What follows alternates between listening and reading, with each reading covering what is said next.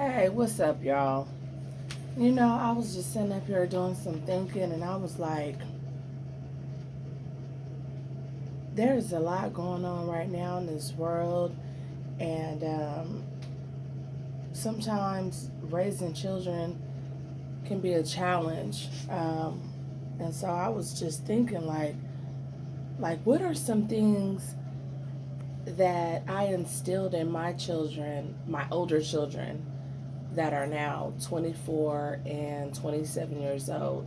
Like, what kind of things did I instill in them a long time ago to keep them focused, on track, not having no hard, um, not getting in trouble at school? What kind of morals and values did I instill in my children? And so I just want to share like 10 things that I instilled in my children to help them in life. Okay, let's call these the the mama commandments or something like that. I don't know. All right. Well, number one, you want to raise them up in the way of the Lord so they don't ever depart from the Lord.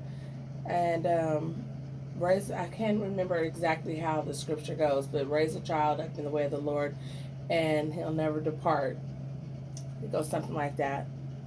Um, and you always want to make sure that they say their grace. I always made sure that my kids said their grace. Always, being thankful for their food. I want them to always have an attitude of gratitude no matter what. I didn't want them to feel like they were entitled to the world. Everything you get, you work for. And that's just for everybody across the board. Um, I taught them how to say, like, yes, ma'am, like when I'm talking to them. All that, yeah, uh-huh. No, that ain't gonna work, bruh. No, you don't bring that back. Bring that on back. Yes, ma'am. Especially when we're having one of them serious conversations. Yes, ma'am is necessary. Yes, don't me and do not yeah me, okay? It is yes, ma'am. That's respect. And you always want to make sure that they give you eye contact. Give me eye contact, and you give them eye contact so they can take you serious. Because when you give somebody eye contact, they know you mean business and you know they mean business. It's just a seriousness about that eye contact. You hear me? That part. So, anyways, and okay, and another thing, do not let your children get comfortable around you to where they feel like they can just be cussing in front of you. No, you cannot just be cussing in front of me. No, you cannot slam your door and just have a sailor session on your own. No, it's never cool. No. Mm-mm. No, no. No, no, no. We ain't doing that. We are not going to accept foul words in the home. Absolutely not a chance. And then mothers, fathers, mothers, parents, do not call your daughters bitchs. That is not acceptable. Do not call your daughter a bitch. This is a product of you. This is your daughter. This is your creation.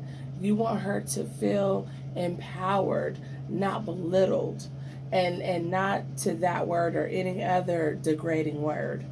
And we also don't want to allow our children to be saying nigga, Nigga. That ain't cute either. No, that is not cute. We ain't gonna, I know sometimes in the black community we may use that word a lot, when we talking to our homeboys and stuff like that. But I don't think it's necessary to just nigga your son to death or nigga your daughter to death. I know we get, we have those moments to where we're like, nigga, did you hear what I just said? I get it. I totally get it. But don't let your child start using that word, because when your child is freely using these words around you at home, they take that kind of language to school. Okay? So that's not cool. It's not cool. And then they start having behavioral issues at school because we condone those words. Mm-mm. Not cool. Okay. Smoking. Mm-mm. Parents, please don't start smoking weed with your children. Don't condone it. I know a lot of parents be like, look, if I don't smoke with them, they gonna go smoke somewhere else, and it's better for them to smoke with me, and then at least I know the dank is good. Okay, well, we are opening up a door for some dank, some crank, and some stank, and some other jank. Okay, we need to be careful of that. Um, discourage weed smoking if you can. I know it's legal, but discourage it. And if you don't discourage it, let's not smoke around our children. Not even cigarettes. Meaning, don't smoke in the car. Don't smoke no cigarettes. You already know it's a law. Don't smoke cigarettes in the car with your children. You already know that's a law. You shouldn't be smoking cigarettes in your home. Your home gonna be stanky. Okay, but I'm not preaching because I did it too. I did it too. I'm just saying, let's change the way we do things. We don't have to be that hood rich, super ghetto, fabulous superstar. No, hood rich, sit down. No, we are raising the next presidents, the next, you know, leaders of this country. We don't. They not finna be in the black house and in the black house. Oh my God, Scott. Sorry, it's getting late. Okay, and I do have another one. Let's stop allowing our children to sag. We do not want to see their hands. We do not want to see their polo briefs. We don't want to see none of that. That is not even cute, actually. So let's encourage our children to wear belts. Get them a Louis belt. Get them a one of them belts. Okay. We don't need to see underwear. Who started that? That is so ugly. Listen, y'all. I'm done. I'm just saying. I mean, I'm from an era where it wasn't no sagging. It was just, it was no sagging. Okay, I'm from that era, and I just think that, some of these changes that are going on are not helping our children. Certain things bring on a certain spirit in your child.